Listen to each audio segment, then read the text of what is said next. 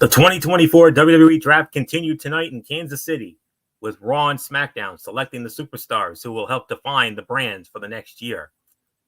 Eligible superstars tonight included CM Punk, Drew McIntyre, The Judgment Day, and Bobby Lashley, among countless others. Who landed where? What did United States Heavyweight Champion Logan Paul have in store for the WWE Universe when he made his first appearance since WrestleMania 40? And was World Heavyweight Champion Damian Priest about to halt number one contender Jey Uso's momentum just 5 days before Backlash in Lyon, France? Find out now with this recap of a jam-packed second night of the WWE Draft edition of Monday Night Raw. Hey there, welcome everybody to the most must-see show on YouTube and Streamy.com today. It is Ridiculously Raw. I am your host, Anthony Florio. Joined as always by good old MF Michael Fletcher. And ladies and gentlemen, no, you are not seeing things. For the first time in I cannot remember how long, it is a blessing and an honor to have the First Lady of Talking Wrestling TXN back with us tonight, the Twisted Angel, Didi Woodson. Wow, what a treat. That is awesome. As if this night couldn't get any better. It just did. All right. So great to have you, Didi. I can't wait to hear what you have to say about tonight's show. And let's not waste any more time, friends. Here we go. Of course, we are awaiting the presence of the Phenom Michael Volek. We'll see if he joins us. If he does, great. If not, then we'll hopefully have him back with us Wednesday night for Wednesday Night Madness. Well, we got off to a bit of a slow start this evening. But first, before the show even started, we had Logan Paul, I Show Speed, and Kansas City Chiefs quarterback Patrick Mahomes arriving to the T-Mobile Center in Kansas City, Missouri, and they were quickly greeted by Damian Priest and the Judgment Day. Elsewhere, new Women's World Champion Becky Lynch hit the ring to kick off the show, recapping her win from a week ago and expressing her desire to fight the best. Liv Morgan interrupted, followed shortly thereafter by new SmackDown draftee Nia Jax. A verbal back and forth gave way to Jax vowing to take one of the women out on her way to SmackDown, leaving Michael Cole to suggest Raw General Manager Adam Pearce will have to take a break from the WWE Draft to make the Jax-Morgan match official. Fine way to kick off the show with three women who have established history, sharing the ring one last time en route to a match that will maybe potentially have long-reaching effects on the Red Brand's women's division. WWE getting the biggest star in the NFL to appear on their show is a huge get. It puts his name and likeness on their show, something that is always beneficial, no matter how massively popular and worldwide the product already is. And Becky said she would not have the women's world title if it wasn't for what Liv Morgan did to Rhea Ripley. And what she did to Morgan a week ago, killer line from the man, referencing her eliminating Morgan to win the title in last week's main event. So we're not going to dive, too much further into this. That's not what y'all came here for. I know what y'all came here for. I know what MF and Didi came here for. The WWE Draft Night 2. And starting it off to announce all four picks of round number 1, the $1 billion princess herself, Stephanie McMahon, former Monday Night Raw commissioner, but she was wearing SmackDown blue.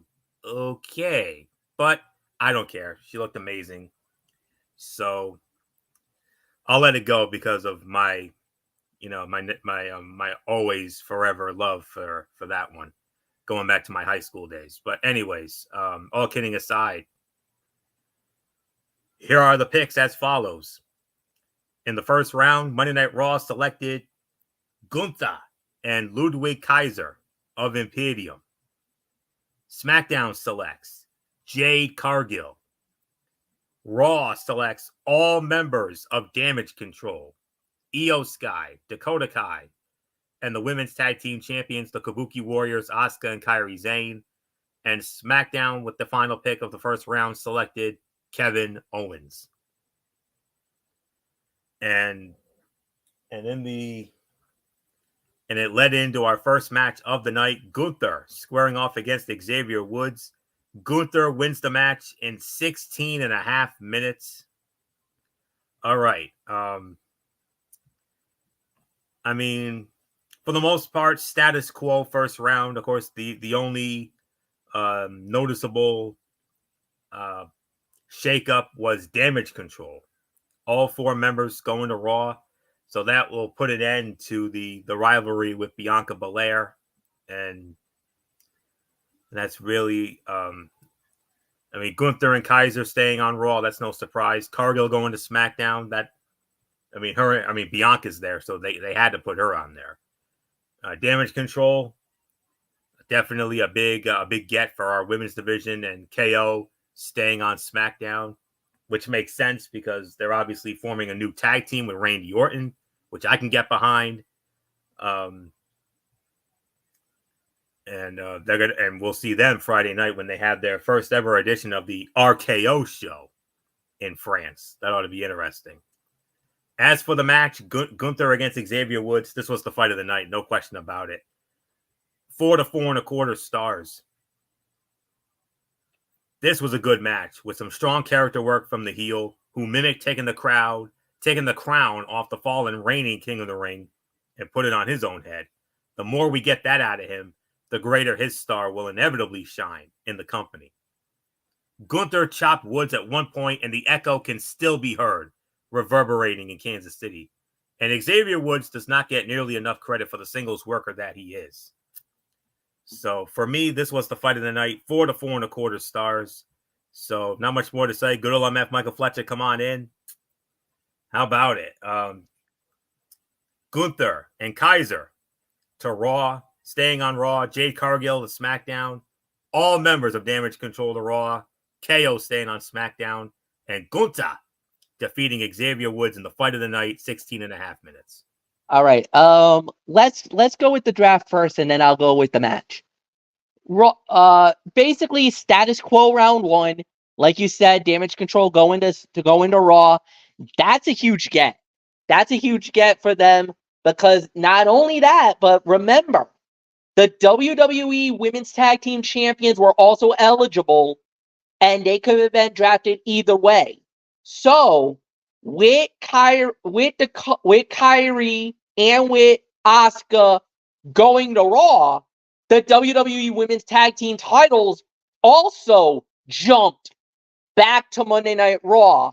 However, that might not last, because now that Jade Cargill is officially SmackDown, Bianca Belair, her tag team partner, they are fighting Kairi, Zayn, and Asuka Saturday for those women tag team titles. So there's a very good chance SmackDown gets those belts back on Saturday. But until then, Kevin Owens staying on SmackDown, obvious, clear-cut choice.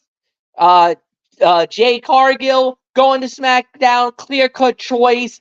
And to be real honest with you, those are 2 of the pillars for SmackDown Live nowadays. So for me, I'm not mad. I think this was an absolute right call, right decision. As far as the match goes, yes, fight of the night, 4 stars. Good back and forth action. Could have been better in certain elements, but I will say this: I enjoyed it. I thought it was a solid battle. I enjoyed the fight. I thought they did a really good job. Gunther, it's getting better. Like we said, Gunther is about to become a big player in WWE, and he made himself known to be in the running for King of the Ring. And to be honest, I think he could easily win the King of the Ring, no doubt. So nothing more to say. Pretty solid action. Didi, welcome home, my dear. We're so glad to have you on the show. It is all yours. Well, thank you for inviting me back. It's been a rough time off in more than one way, but yeah, I'm back. Not sure how long, but I'm back. Anyway, draft. Like I said in chat, I mean, the picks were great the way they went, but most of them, pretty much you kind of expected it to go the way it went. Um, I'm glad to see KO staying on SmackDown. Um, kind of glad to see that, Damage Control is moved over on Raw, so we get the separation from Bailey on SmackDown and, stuff like that. As for the match, I thought it was a very well done match. I can pretty much agree with y'all's rating on that. Uh, they put on a very good clinic.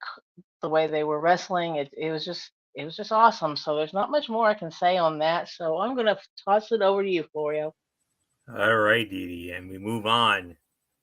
Let's move on to round 2 of the WWE draft. Announcing the picks for this round: the United States Heavyweight Champion Logan Paul and IShowSpeed, and then they had a pointless and unnecessary promo segment after this, but which we're not even going to waste any time on. We're just going to get right to the second round picks, and here they are. Monday Night Raw selects CM Punk. CM Punk stays on Raw. No surprise there. SmackDown selects all members of the Pride. Bobby Lashley, the Street Profits, and B-Fab. They're staying on SmackDown. Monday Night Raw selecting Raw. He's back. The monster among men, Braun Strowman. Business has just picked up on Team Red, no doubt about it. I am beyond thrilled about that one. And finally, SmackDown selecting and keeping the future of the women's division. MF, SmackDown is going to remain Tiffy time. Tiffany Stratton staying put on Friday Night SmackDown. So with all that being said, MF, Punk stays on Raw. Pride stays on SmackDown. Strowman back in WWE. He's finally recovered from injury. He's going to be on Raw. And you've got the future of the women's division still on your show, Tiffany Stratton. Not a big surprise with round number 2, except for the Strowman coming back. Great, you know what? And I even mentioned it on the chat. This could open the door for them to reunite him with Ricochet, and maybe they go after the World Tag Team titles at some point. Who knows how that plays out? But this was a great move. Obviously, CM Punk going to Monday Night Raw, there was no way you were going to move him. He's such the big star on Raw, so I'm good with that. Bobby Lashley and the Pride going on SmackDown. Look, they still need their rivalry going. They still need to work something out. I don't mind this. This is a good move for them. Strowman to Raw, welcome is a welcome surprise, and I know a lot of people were pretty happy to see that one. And then Tiffany Stratton, the center of the universe. It's Tiffy time, the future of the women's division. Absolutely SmackDown bound. She came into SmackDown. There was no way in hell we were losing her. I would have been absolutely furious if we would have lost her. Nick Aldis doing the right move, keeping this baby girl in our possession for a little while longer. I know. She's with Ludwig Kaiser. We know all that. But this is one of the rare times where the WWE couples gets broken apart. They're separated. Normally, any other time, you would see couples together. This would have made sense for Tiffany to stay on, for Tiffany to go to Raw because of Ludwig Kaiser being there. But they decided we're not going to do it. Not yet. She'll stay on SmackDown. But the thing is, she's already in that mix to possibly become the WWE women's champion. She's in a storyline with Naomi and with Bailey. There's no need for her to be moved out of Monday Night Raw to go to be moved to Monday Night Raw. Stay on SmackDown. You got a clear path right now, and on top of that, she is going to be probably utilized as one of the top women on the SmackDown roster. So this is a beautiful move for me. I was very thrilled to see Tiffany here, so no doubt about it. Solid second round, if you say the very least. So, Dee Dee Woodson, it's yours. Yeah, I agree that this was a strong second round. Um, the only surprise for me was Strowman coming out. I had heard he was there in Kansas City, but I wasn't sure if he was going to be drafted or not. But it was good to see him that he was drafted and that he's going to be on Raw. And who knows? Yeah, you're right. It could be leading to the tag team again with Ricochet, which would be totally awesome. They were good together. I just lost my train of thought.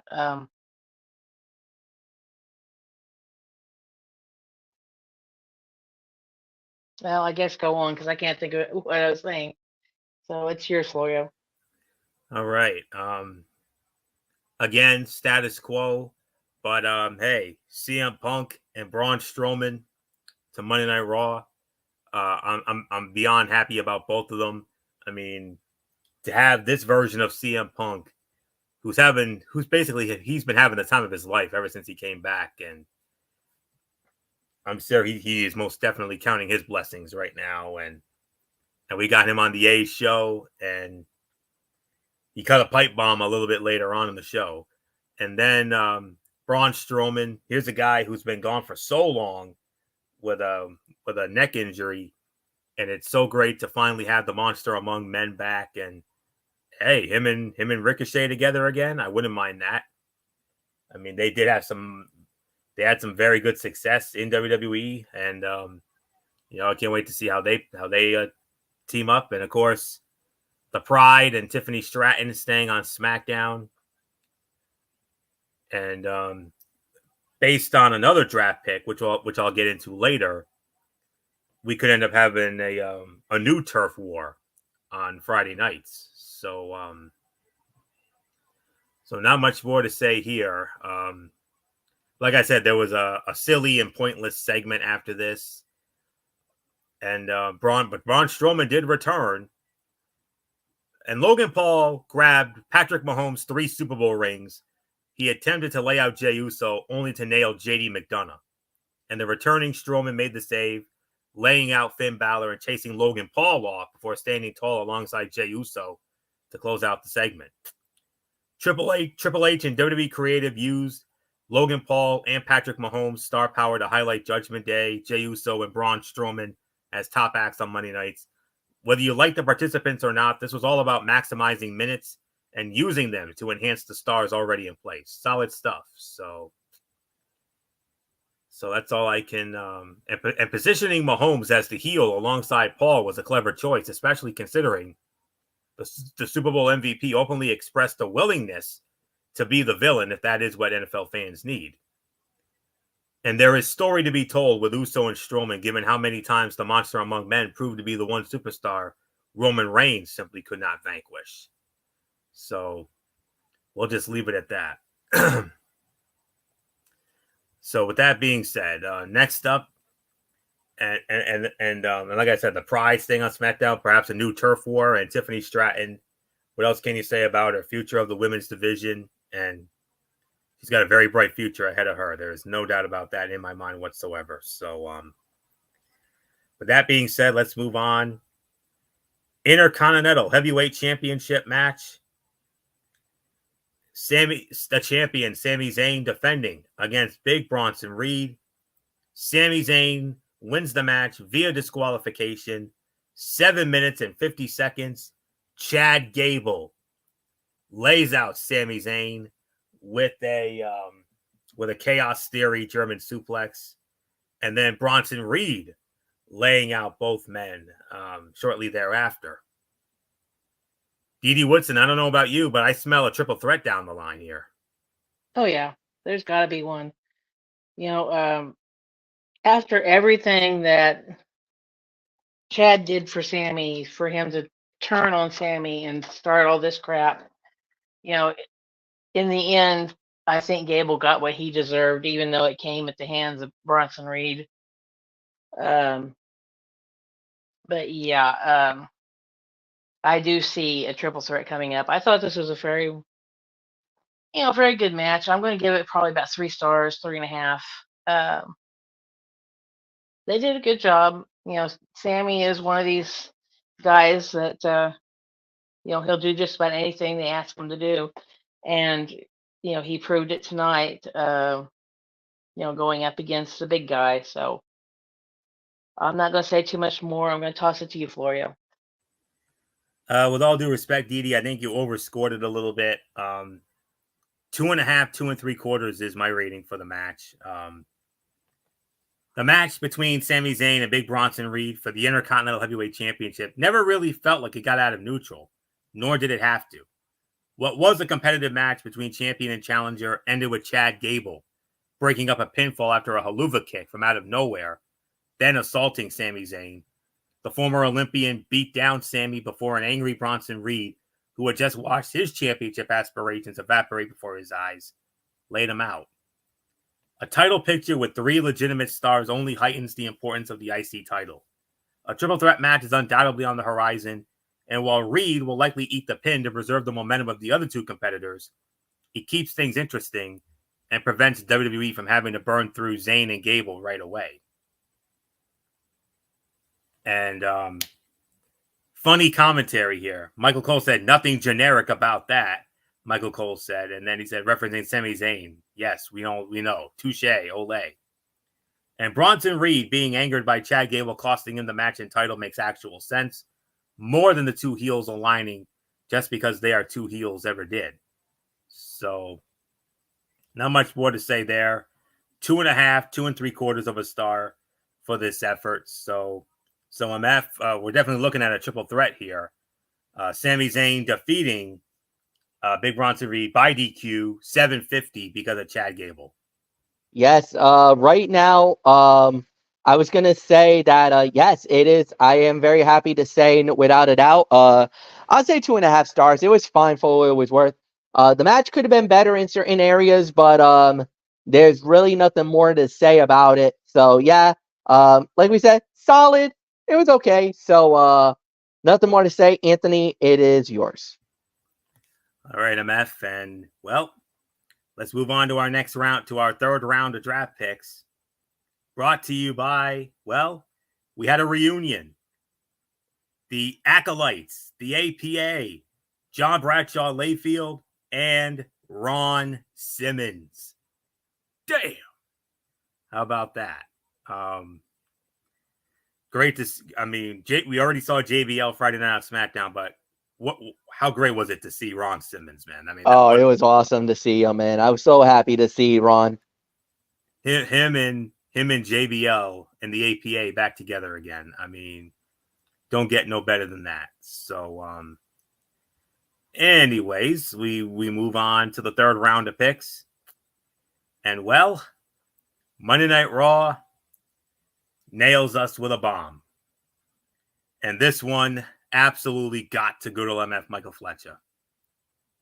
All members of the Latino World Order, Rey Mysterio, and even though he turned on them, it does include Carlito as well. So Rey Mysterio, Hall of Famer Rey Mysterio, Carlito, Dragon Lee, Cruz del Toro, Joaquin Wilde, and yes, MF, it also includes your girl, Zelina Vega. They are Raw Red bound. SmackDown, with their picks, selected all members of Legado del Fantasma, Santos Escobar, Angel Garza, Humberto Carrillo, and Electro Lopez. Next pick, Raw selected Drew McIntyre. And SmackDown, with the final pick, welcomes home Shinsuke Nakamura. Shinsuke Nakamura back on Friday Night SmackDown. Well,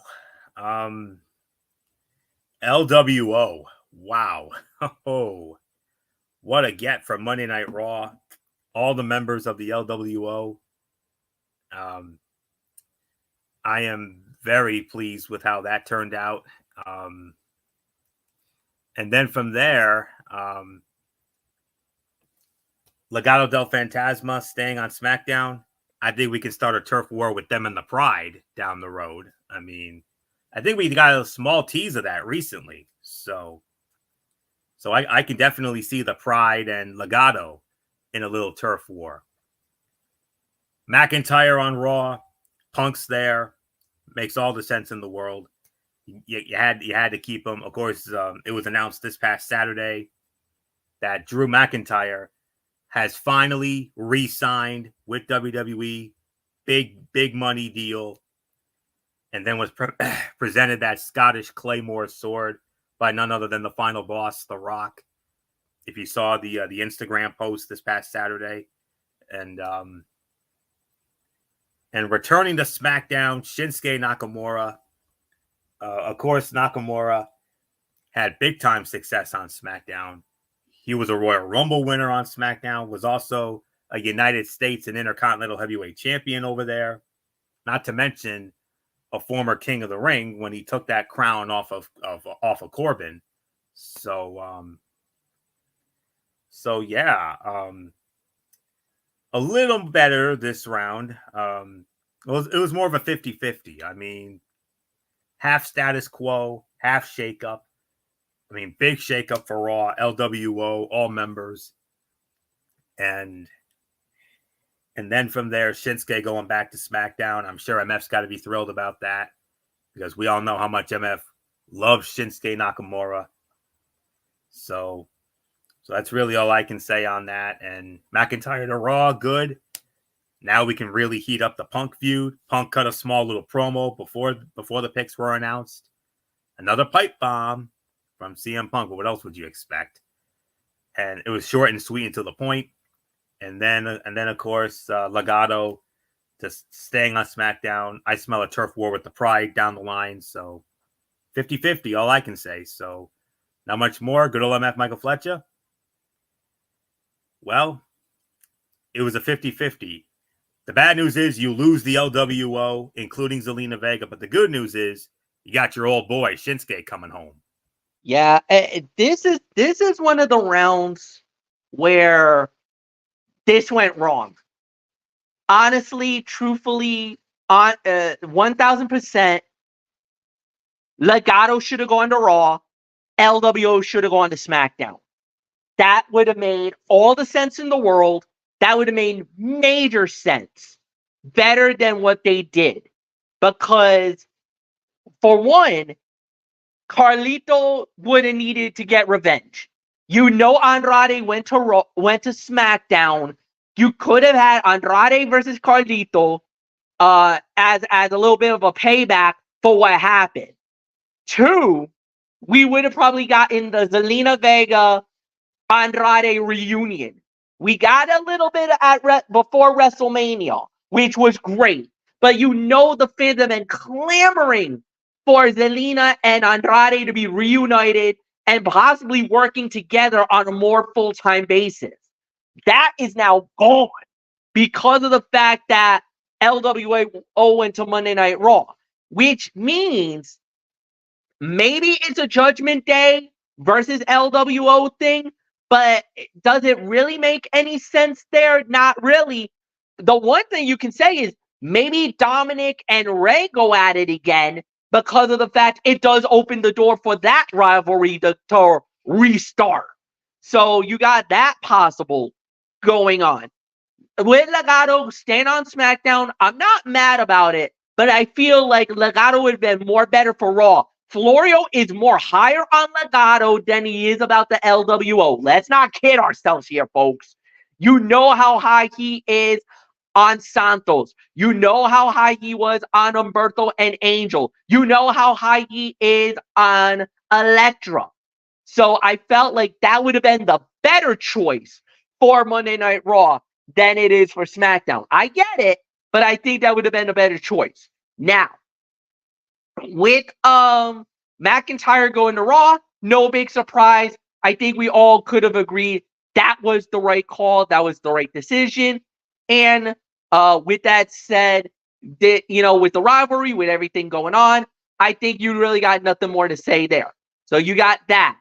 Then Nakamura going back to SmackDown. Yes, perfect call, perfect decision. I'm not mad with it. So this is where this was one of those moments when the LWO went to Raw. I was furious. I was pissed.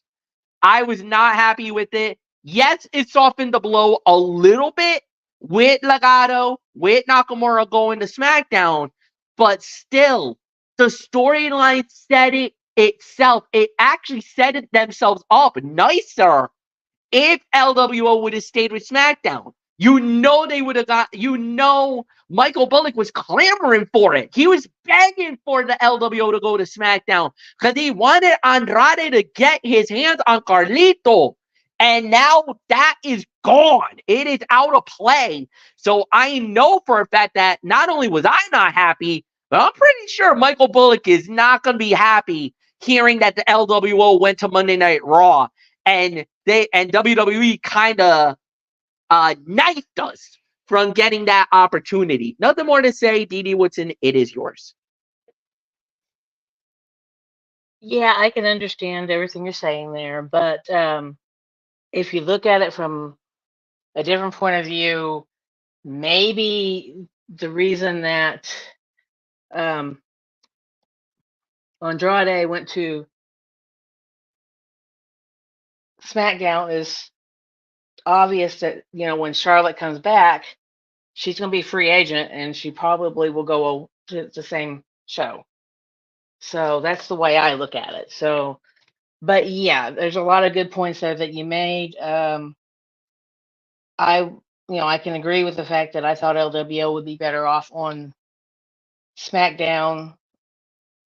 But of course, WWE doesn't make these picks because we want them a certain way. They make the picks because they think that's going to make their show better. I don't get it because there's a lot of times that they'll make picks that I don't agree with either. So, but yeah, the only good thing I can say about it is, this is going to break the rivalry up between LWO and Legado. Yeah. My brain's not working. It's getting late. But yeah, at least that rivalry is now broke up. But yeah, I can see, after tonight when Ray and Dominic kind of met up together there, that I think we're going to pick this rivalry back up. So yeah, it was a very interesting round. Don't completely agree with all of the picks, just like you guys don't, but hey, it is what it is. So that's all I'm going to say. It's yours, Florio. Don't worry, the bombs are coming. The bombs are coming. I believe it. Fair warning. So, all right.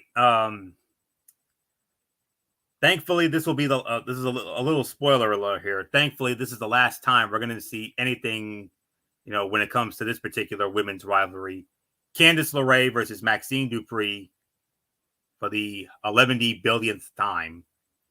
Candice LeRae wins the match, 145, dud, worst fight of the night. Not even going to waste any time on that.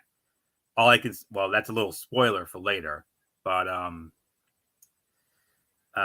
then, we move on to round number 4 of the WWE draft.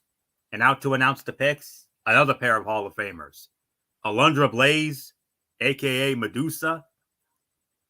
And she was joined by none other than MF. We're going to have a little fun here. It's the Mac Militant.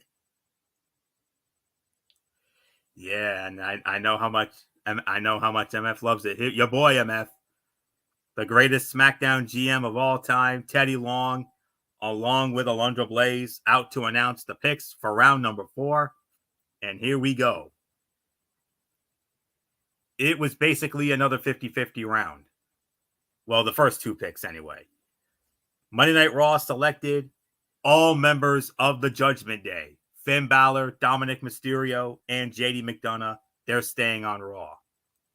staying on SmackDown, Naomi, which makes all the sense in the world because Naomi, of course, will be squaring off against both Bayley and Tiffany Stratton in a triple threat match for the WWE Women's Championship this Saturday at Backlash in France. The first major bomb of the night, Monday Night Raw selects from NXT the Mad Dragon himself, Ilya Dragunov. What? Are you kidding me? Adam Pearce. Dude, are you kidding me? And who did SmackDown select with their final pick? How are they gonna counteract Ilya Dragunov? They countered with Chelsea Green, or should I say Chelsea Green and Piper Niven. Oh, that's how you counter Ilya Dragunov? Dude, this really set me, like, this was the moment where I was wondering, was Nick Aldis drunk or high? Does he need to be drug tested or alcohol tested for DUI? Because my God, bro, what were you doing with this round? All right. Okay. So while I have a moment here, MF, let's run it down here. Let's run it back here for round number 4 here, as we had once again, as it was the Judgment Day staying on Raw, Naomi staying on SmackDown, Ilya Dragunov going to Raw, and Chelsea Green and Piper Niven to SmackDown. I think we all know the bomb of this round. Oh yeah, it was Ilya Dragunov. Ilya Dragunov going to Monday Night Raw. That was a huge get for them. You know, if you think about it, this is probably them combating. Remember, on Friday, SmackDown grabbed Carmelo Hayes, and that was kind of their big bomb that they got. So some people were starting to think that maybe the momentum is shifting. Maybe that's the moment where everything is starting to go, you know, SmackDown way. Here comes Monday Night Raw. It's like, okay, Mad Dragon. We're like, oh no, that was a big one. So I just don't know. Judgment Day staying on Raw. No big surprise there. Finn Balor, Dominic Mysterio, JD McDonough. You can already tell there might be trouble there for Judgment Day. We'll talk about that in just a little while. Naomi staying on SmackDown. No big surprise. Ilya Dragunov going to Raw. Monster get. Then you get Chelsea Green and Piper Niven. That move made no sense for me. However, what it might do, in my opinion, is it could, and I mean this actually could open the door, and I truly honestly believe it, this could open the door for maybe the WWE Women's Tag Team titles to be more exclusive to SmackDown. Now, the reason why I'm saying this is look at the landscape, look at what's going on. You know for a fact that who knows how this plays out, but if we do indeed get the crowning of new women's tag team champions, that goes to SmackDown. If the belts do go to SmackDown, you already have a team right out of the gate that you can make an argument that would possibly be eligible for those titles. I know a lot of people are going to be like, "Oh no, why would you do Chelsea Green and Piper Niven?" One thing that you also have to understand is that Nick Aldis, as crazy as this sounds, look at the women division right now and look who they're getting on that women's side. Maybe this might be good for Piper if she gets away, because look at who they got right now. So you got Jade Cargill, you got Bianca Belair, you got Bayley, the reigning champion, Tiffany Stratton. You just secured Naomi, Chelsea, Piper. That women's roster and Nia Jax, that women's roster is loaded on SmackDown. There is nothing to sneeze at. But the women's tag team division now gets boosted because obviously with Jade Cargill and Bianca Belair possibly going after the belts, maybe bringing the belts to SmackDown if they win on Saturday, which many people believe that's probably going to happen. The women's tag team titles might be coming back to SmackDown. Who could be waiting in the wings?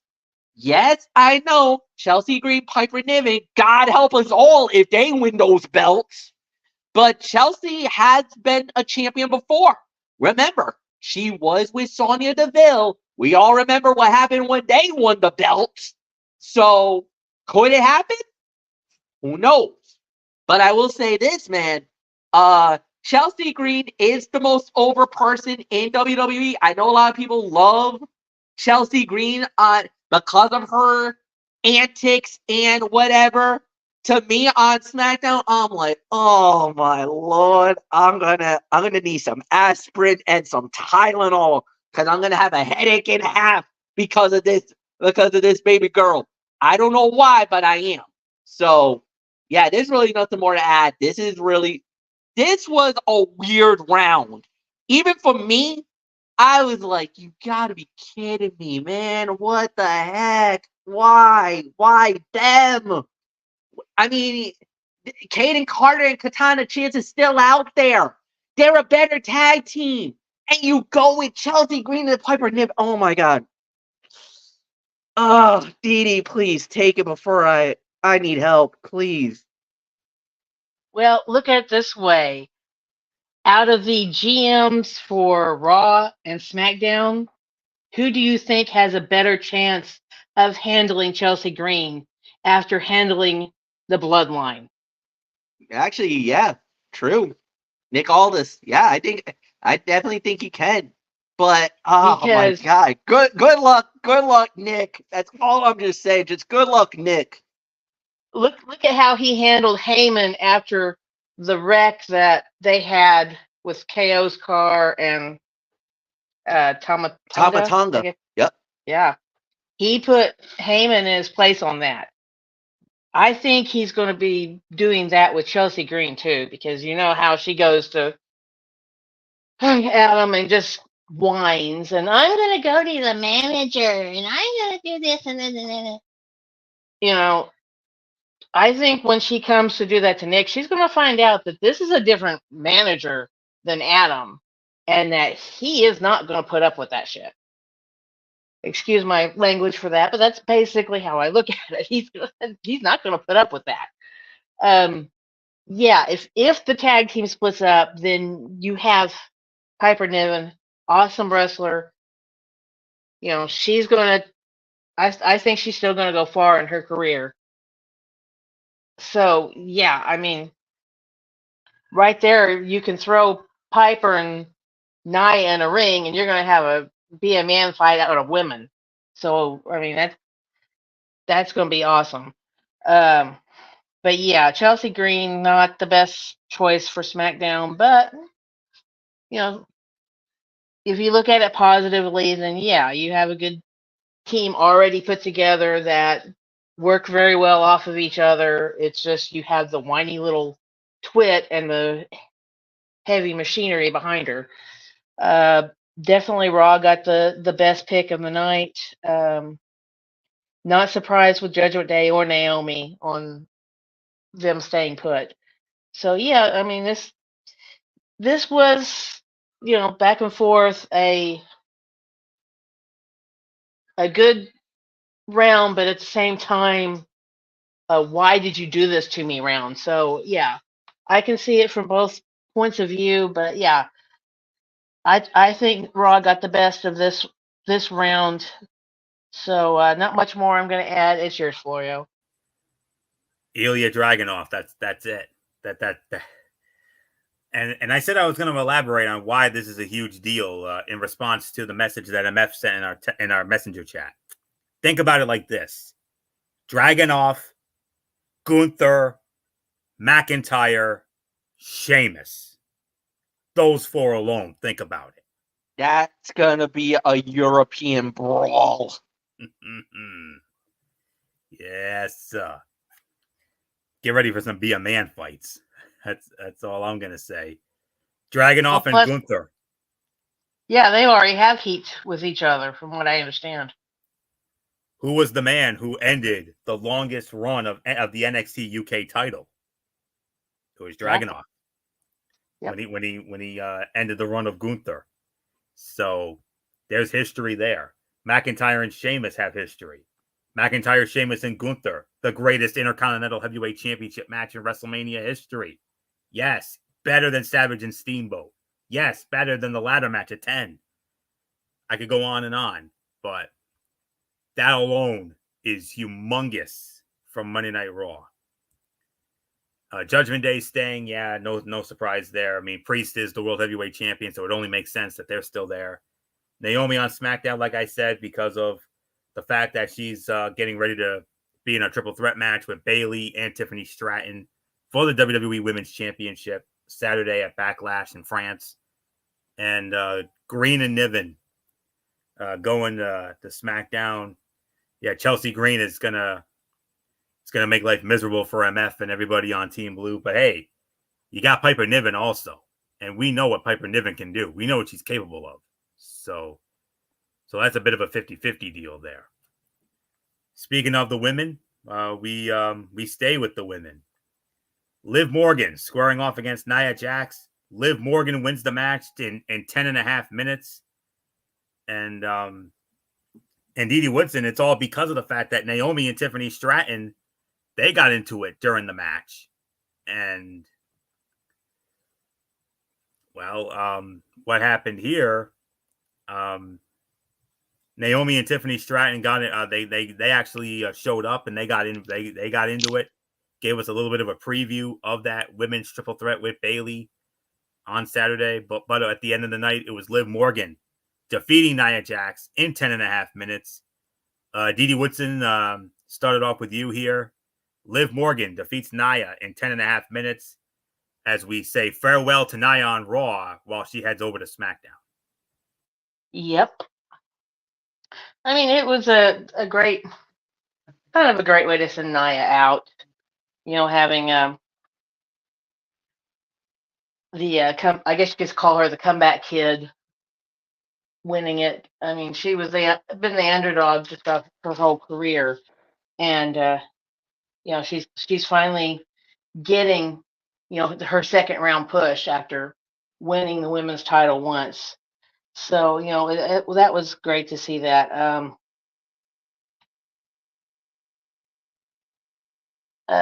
My pad keeps jumping around. Okay. But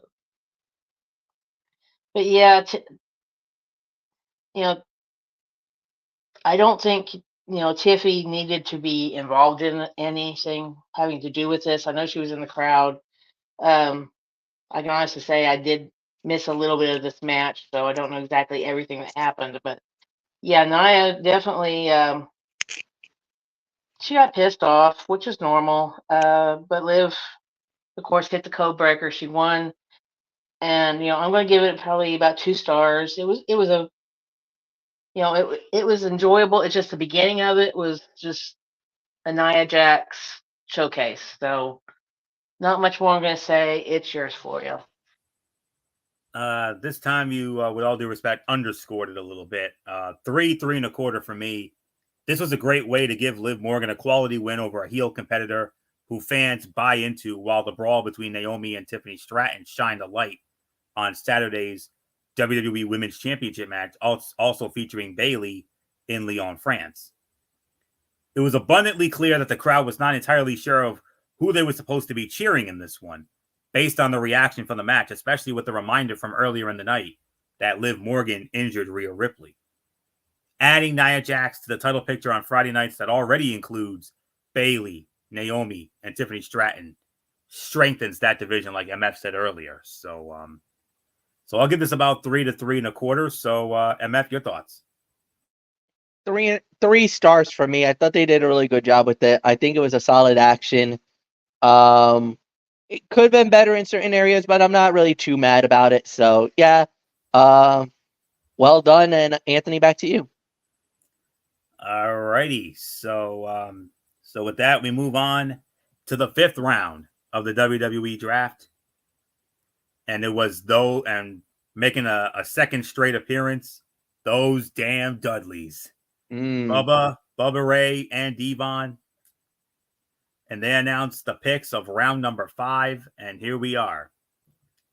Monday Night Raw selects The New Day. Kofi Kingston and Xavier Woods. They're staying on Raw. Staying on SmackDown. Yes, boy.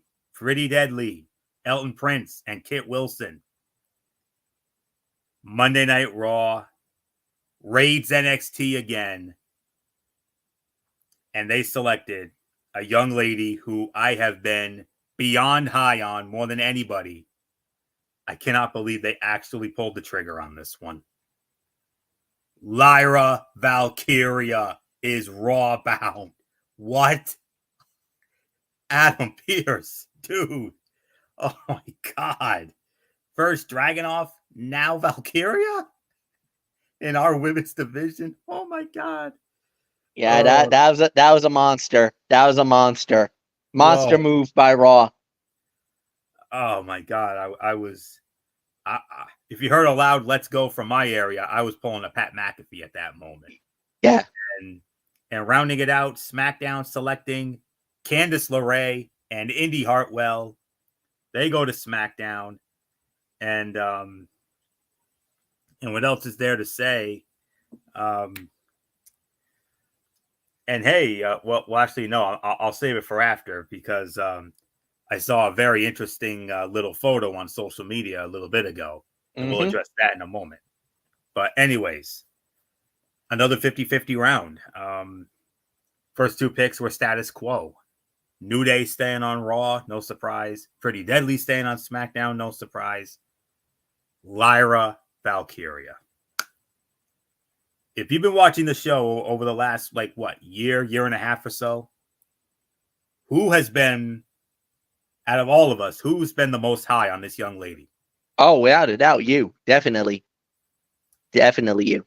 Damn right.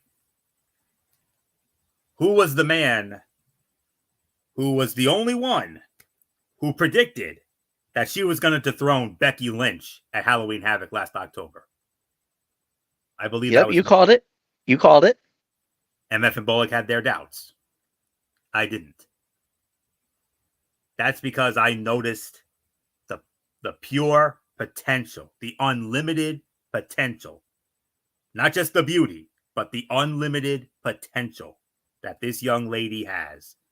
When I heard Lyra Valkyria to Raw, I damn near lost my mind. I was like, someone slapped me. Is this a dream right now? Lyra Valkyria, who I have been preaching about for the last year and a half, is now on my show in my women's division.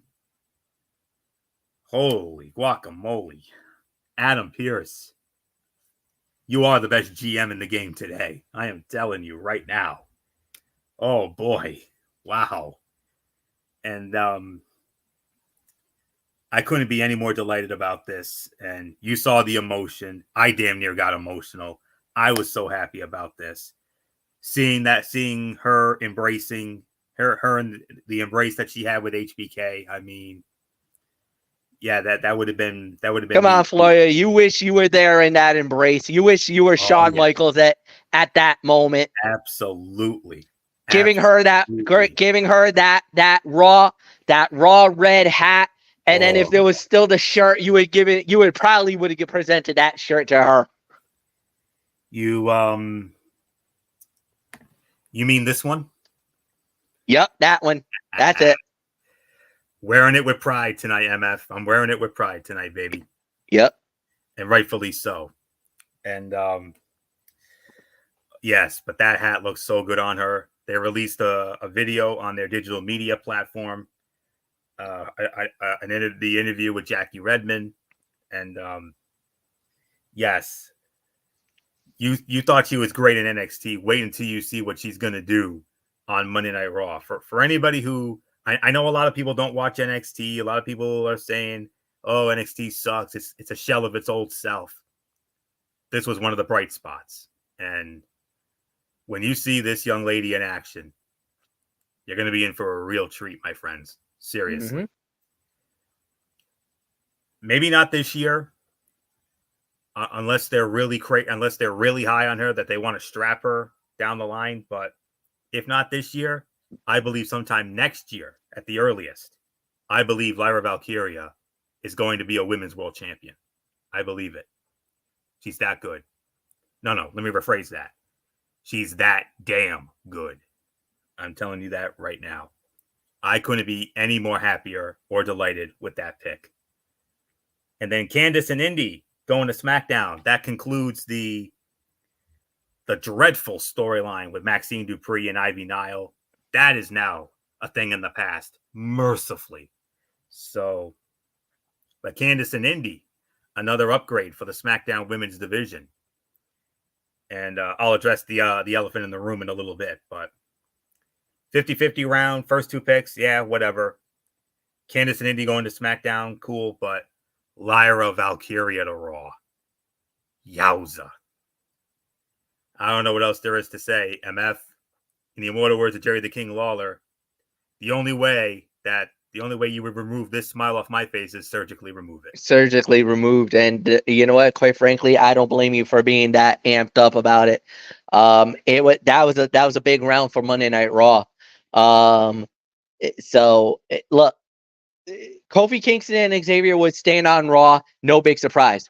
With Pretty Deadly, again, it adds yet another feature to the tag team division in WWE. So obviously they're making the move there.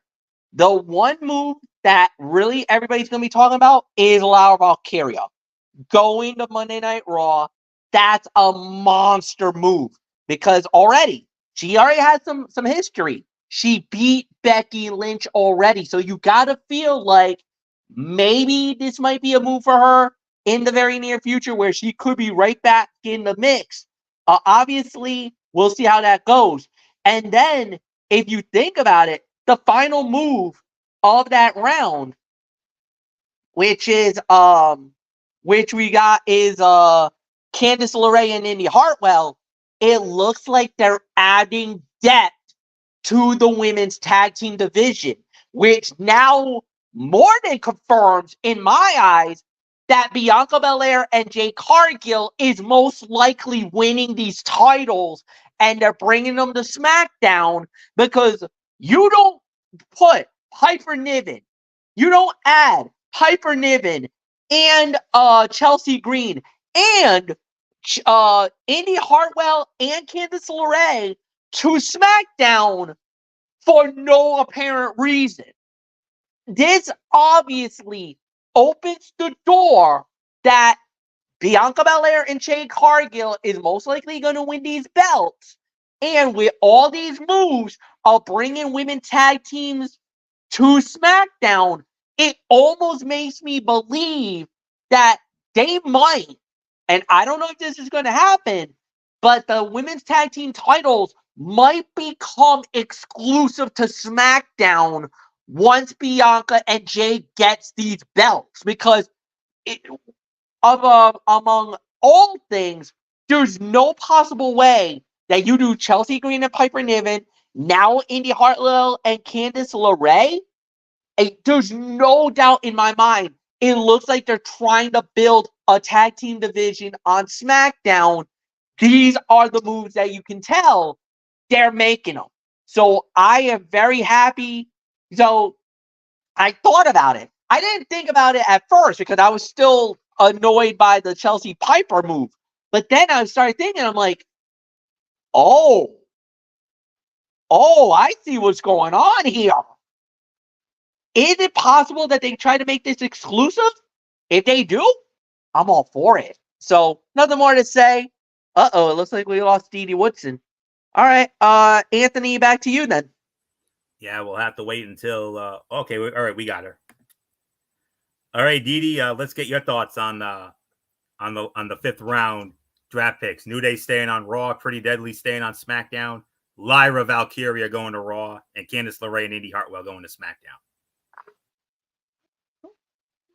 Well, first I'm going to explain how I just got knocked off. I have to blame my cat because I'm giving him medicine. He hit my phone. But okay.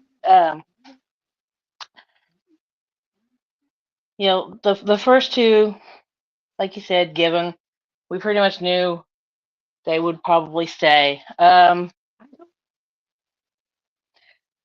Big jump up for the Raw women's locker room, having the one come up from NXT. I don't have my notes in front of me, so I don't know names at the moment, especially since I'm fighting a cat. And Candice and Indy going to SmackDown, that's going to boost them up a little bit more.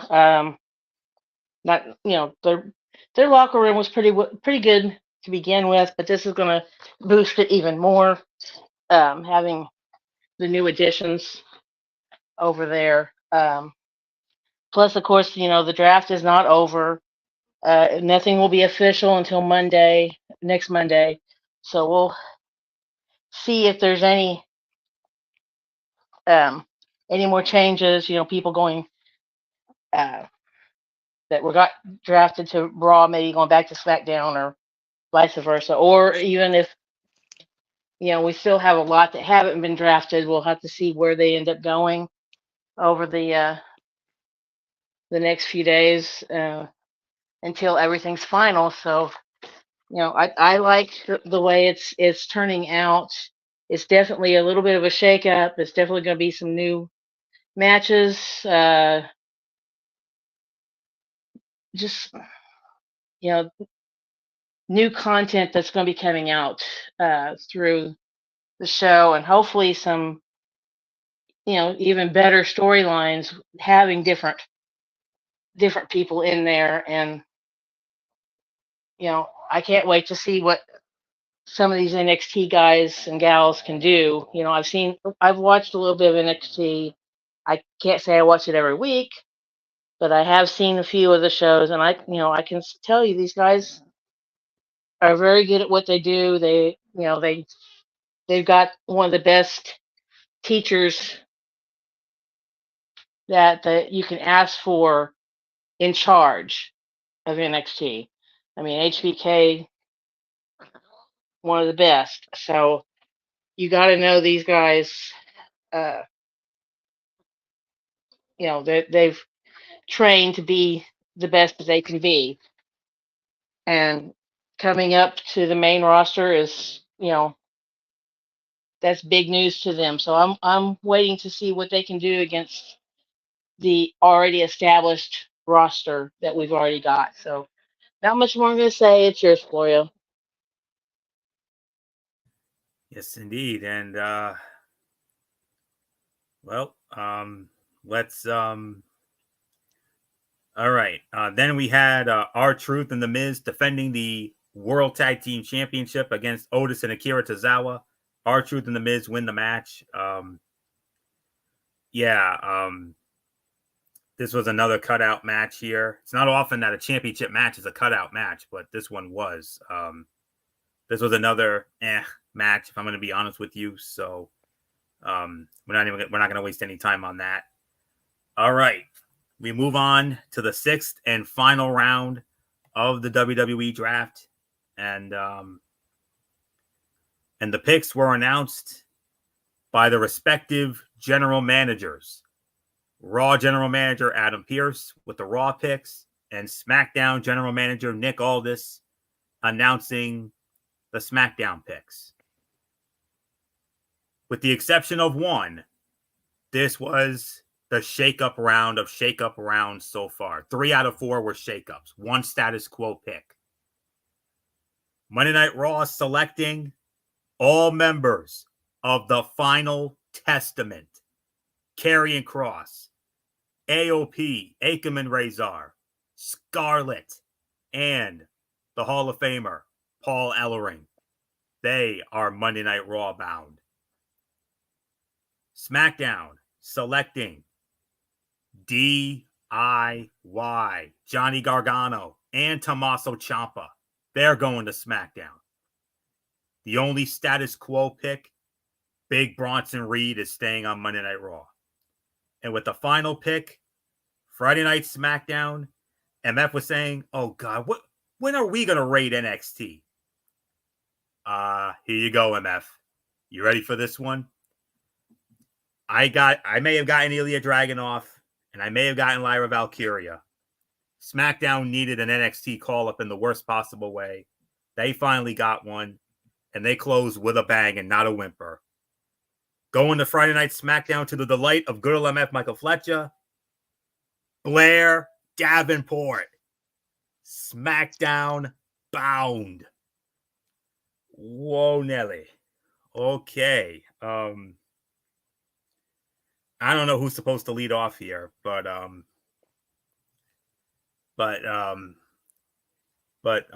nonetheless, I think Dee Dee's supposed to lead off. Yeah, Dee Dee. It's Dee Dee Woodson. Yeah, I thought so. Okay, so Dee Dee, come on in. We got the final picks. Final Testament, all members to Raw. Gargano and Ciampa going to SmackDown. Bronson Reed staying on Raw, and Blair Davenport going to SmackDown. Definitely a shakeup. Bronson Reed, you pretty much could have expected he was going to stay on Raw. Because he does have the storyline still going on over there with Sami Zayn. Blair moving up to SmackDown, that's awesome. DIY going over there, you kind of could have expected it just because, of Candice LeRae being married to Johnny Gargano. You kind of could expect that the two would be together over there. Final Testament going to Raw, that's definitely going to shake up the Raw side of things, and hopefully give like Judgment Day a little bit more of a run for their money, because that would be a really good rival between the two factions there. But yeah, this is definitely a good round, good shakeup. DIY, they could do big things over in SmackDown with the tag team division, and seeing what they can, seeing them come up and, maybe snap those titles away from A-Town Down Under. That would be awesome to see them actually do that. So not much more I'm going to add. It's yours, Florio. Far and away the biggest shakeup around here. The only status quo was Bronson Reed staying on Raw, which makes sense because, he's in that Intercontinental title picture with Sami Zayn and Chad Gable. Final Testament to Monday Night Raw. Dee Dee makes a great argument there. I mean, a possible turf war with the Final Testament and the Judgment Day, that would be something else. I mean, they're two heel factions, but I don't know exactly how that would work. But, we'll see what happens. DIY going to SmackDown.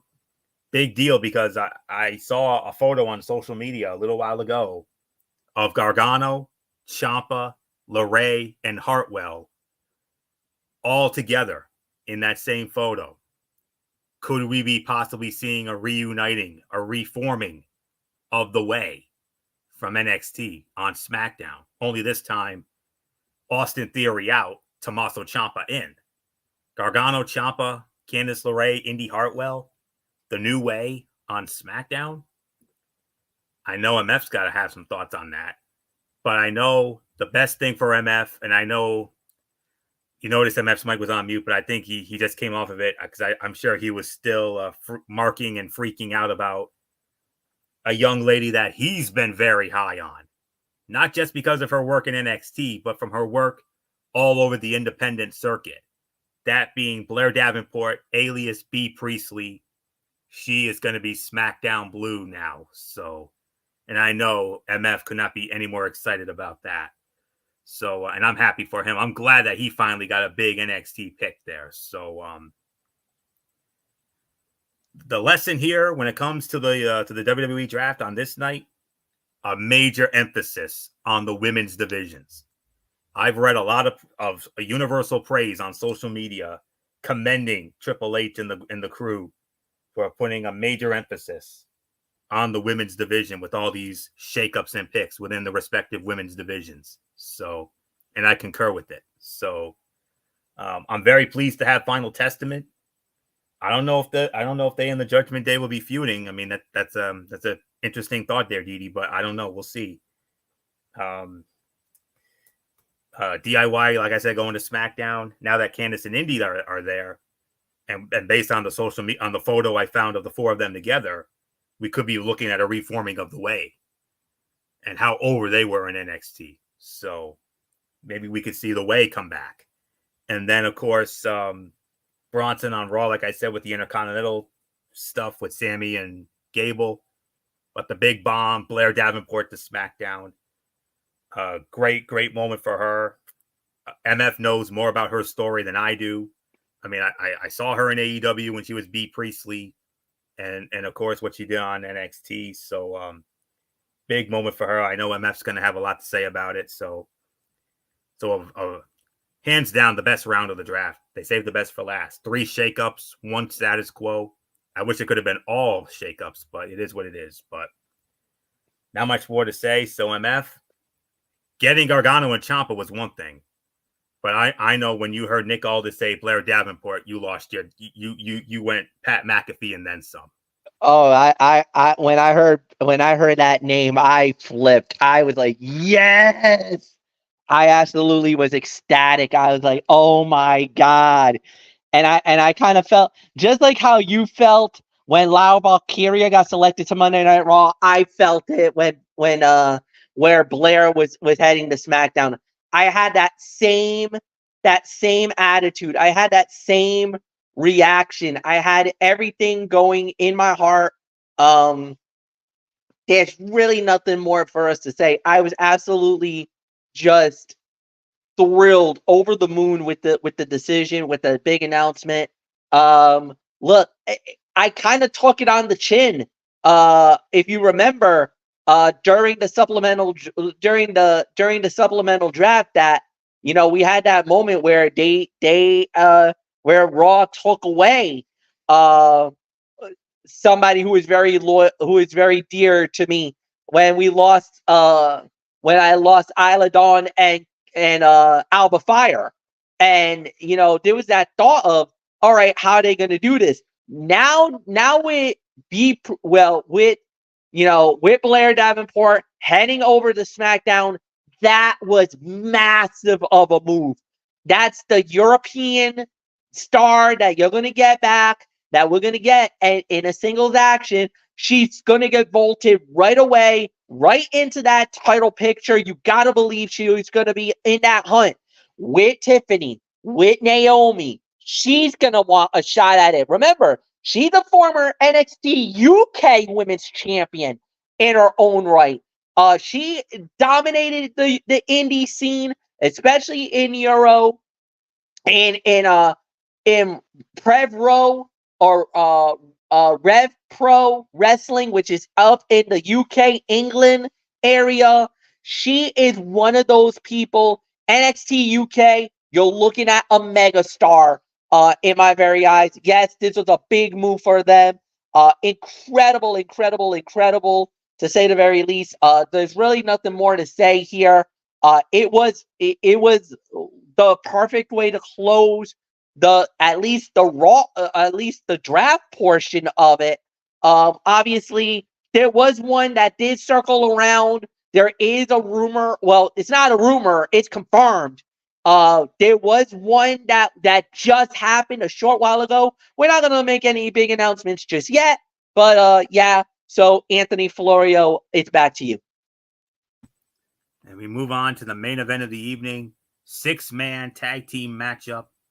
The Judgment Day, Damian Priest, Finn Balor, and JD McDonough with Dominic Mysterio in their corner squaring off against Jey Uso, Ricochet, and Andrade.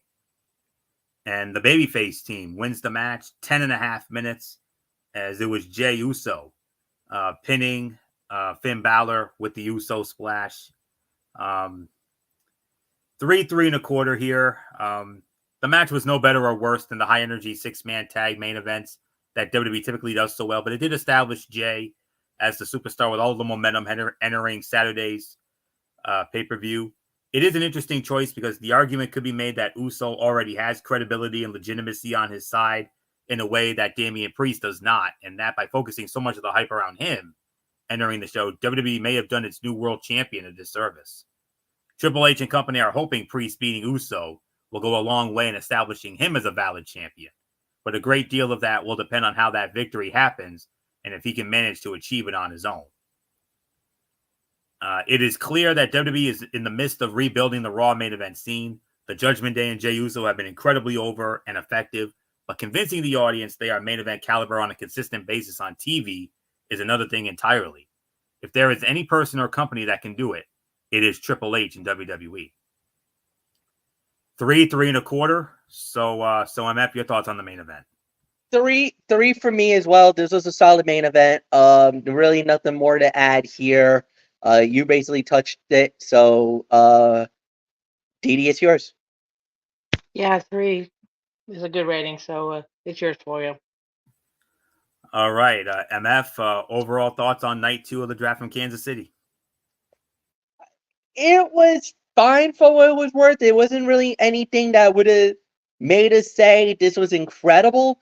It kind of felt like SmackDown. It kind of felt like more status quo. Yes, this was more implemented because of the draft. I think they did a good job with it. So for me, I'll give this maybe 6.5 out of 10 because, like I said, some of the action were good, but it wasn't like anything that blew us away. The draft was a lot better tonight. Tonight was more sharper, more better than it was in night 1. Obviously, the first one was more status quo. This time there was a little more shakeups than there was in the first round, but especially early on, it was still looking like a status quo, and a lot of people were not happy on it on social media until the very end. Then you started to feel like, all right, we got some real good stuff going on right now. So nothing more to say. Didi, it's yours. Yeah, I could kind of agree with it. I mean, it was a pretty good show, but nothing, over the top. The first match, probably the biggest of the night. And here and there, they had some hit and misses for the rest of the night. The draft, slow starting and got more exciting as the night went on. So yeah, I mean, it's not the best show in the world, but yeah, it was good. So if I had to give it a number rating, I'd have to say maybe 7 stars. So it's yours for you. And good night, guys. Happy birthday, Fletcher, and I will hopefully see you Friday. Thanks, love. Thank you. All right. So hopefully that's the case. But yes. So all right. 7, I agree. Perhaps WWE undermined itself with the placement of the draft in this year's calendar.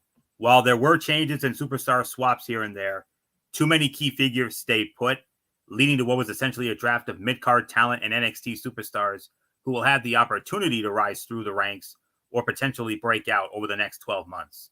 Not only did the lack of blockbuster moves hurt the proceedings, so did the fact that there was a premium live event this weekend that was woefully underhyped on this show, the Go Home episode of the flagship before the event. In between, there was some fun stuff, including an appearance by Patrick Mahomes, but ultimately this felt like a broadcast where both everything and nothing at all happened. It was merely there, a WWE draft broadcast where nothing really significant happened, not in the draft, nor in the build to Lyon this Saturday. So it will be a 7 out of 10. And now I've been checking WWE social media, and there is one one pick that is being reported, and that is Dijak being drafted by Monday Night Raw. I mean, that would be another great. That's not a rumor. Dijak has confirmed on his social media he is going to Monday Night Raw, so it is official. Dijak to Raw. It is confirmed. He has been selected. Another good big man pick. So we'll have to wait and see how that works out. But yeah, very interesting pickup indeed. So with that being said, I don't think there's any way we're getting Michael Bullock tonight. So no, we're gonna have to hold off on the Celtics stuff until Wednesday at the least. But what I am gonna do here, very quickly, set up for a TNA Plus special that'll be taking place this Friday night from the Washington Avenue Armory in Albany, New York. TNA presents, and MF, you hold these two words very near and dear to your heart from 2017, Under Siege. Yeah, I know that brings back some happy memories for you from the SmackDown days, SmackDown Live in 2017. But anyways, here's the card in no particular order. Knockouts champion Jordan Grace will be teaming up with PCO to square off against Steph DeLander and Khan in a mixed tag match. Knockouts Tag Team Championships on the line. The champions, Spitfire, Danny Luna, and Jody Threat will be defending against Masha Slamovich and Alicia Edwards. Hammerstone goes one-on-one with Jake Something. Mustafa Ali will be defending the X Division Championship against Ace Austin, former champion in his own right. 6-man tag team matchup. The returning Broken Matt Hardy will be teaming up with Speedball Mountain, Trent Seven, and Speedball Mike Bailey against all three members of the system. TNA World Heavyweight Champion Moose and the World Tag Team Champions Brian Myers and Eddie Edwards. And Josh Alexander will be teaming up with Eric Young, and they will square off against Steve Macklin and Frankie Kazarian. And that is the lineup card for right now. I will reckon more matches will probably be announced this Thursday night on Impact Wrestling on Access TV. So with that will put the bow on this very exciting edition of Ridiculously Raw, this newsworthy edition of Raw. As we cover night 2 of the WWE Draft, I want to thank you all so very much for tuning in as always. Before we go, I want to take this moment to, considering that we are now past midnight on the East Coast, I want to wish my tag team partner, good old MF Michael Fletcher, a very happy birthday, and I hope your day is filled with many blessings and a lot more.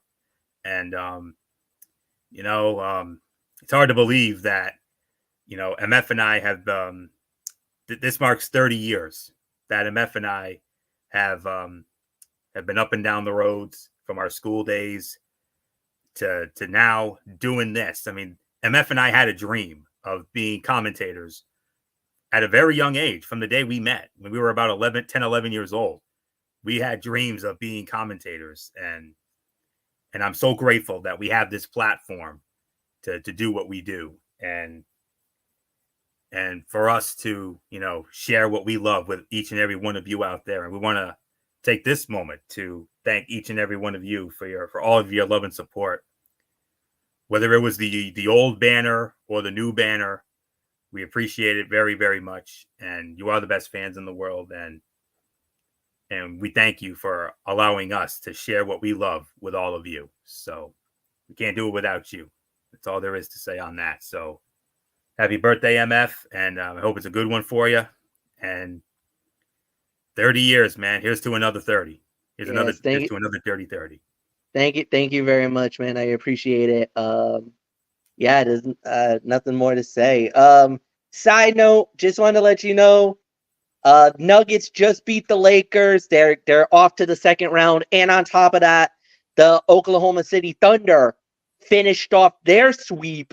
They're off to the second round as well. Okay. So busy night. Yeah, busy night in the association and also in the Stanley Cup, the Florida Panthers punching their Yes. ticket to the second round. Tampa Bay, they're gone. No bully hockey. No more bully hockey. Get out. No, this time the new bullies are the you could say now the new bullies are the Florida Panthers, that they've now taken the mantle of the bully hockey. And side note that it looks like we're gonna have a 2-2 series. The Vegas Golden Knights are trailing 4-2 to the Dallas Stars, and there's about 30 seconds left in that game. So it looks like it's going to be a tied series between Vegas and Dallas. So let's just say there's a couple people of the 2184 crew that's got a very vested interest in the Dallas Stars and the Vegas Golden Knights series right now. So yeah, Absolutely. so that's it. We're done. We're out. Programming note, Wednesday night, 10:30. I know you're going to try to toss it to me. Wednesday Night Madness, AEW Dynamite, NXT. Obviously, that's going to be going down on Friday. Or on, do you want to do Thursday or Friday, Anthony? Is it going to be Friday? Oh, and since it's going to be Wednesday, then Wednesday we'll also do the recap. We'll also do the preview for the Backlash France. We'll do that. Okay. And then on Friday is the NFL Draft Spectacular, where we recap all 32 teams with the grades. Saturday is Cerebral Smack Talk, SmackDown, AEW Collision, and of course the recap. We'll start it off with the recap of Backlash France. And we do it all again on Monday night. So Anthony, let's call it for the evening. All right. And of course, we got to figure out what to do with the Celtics chat and the Bruins beat. We'll figure that out somewhere along the way. We'll hopefully Bullet comes back on if we need to do it because the Bruins are playing tomorrow. Maybe we might wait till tomorrow and just lump that together. Well, and of course, his Celtics defeating the Miami Heat 102-88. Mm-hmm. They're up 3-1. So they'll have a chance to close it out Wednesday night. So, yep.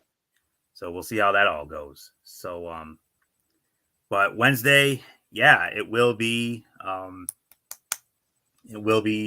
NXT Spring Break-In Week 2, along with AEW Dynamite and our preview of Backlash. Yeah. And then no show Thursday, and then Friday, it'll be all about it'll be our annual NFL Draft recap special. Our grades, our team-by-team grades, and then of course Saturday, like MF said, we will have SmackDown, and we'll also have Backlash. I gotta check and see if Collision's on. I don't know if Collision's on because of the playoffs. Do you think because of the NBA or NHL? Yeah, I gotta check that. That's fine. Then if it's just SmackDown and Backlash, we can do it. No problem.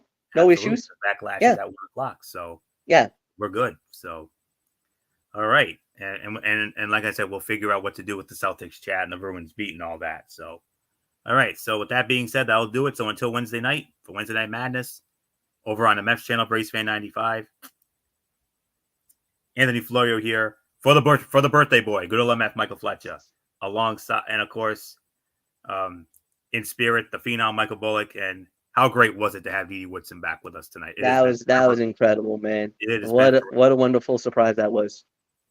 Maybe it was a birthday. Maybe it was an early birthday gift for you because of your history. So, great to have Didi Woodson back, and hopefully we'll get to have her back on more often. And it's great to have her back with us, and of course also in spirit, the phenom Michael Bullock. You know the routine, everybody. Thumbs up. Talk to you later. Yeah. Throw it up Fortune Forest style. Bye for now, my friends. God bless. Be good to each other. Have a blessed couple of days. And until Wednesday night for Wednesday Night Madness, you've been watching Ridiculously Raw right here on the Tone 25 on YouTube and StreamYard.com. And remember, my friends, no matter what anyone tells you beyond anything else, wrestling is indeed actually real. For everybody who has been a part of this one, for now, Anthony Florio, so long. Bye, everybody. Bye. And happy birthday, MF. Good night.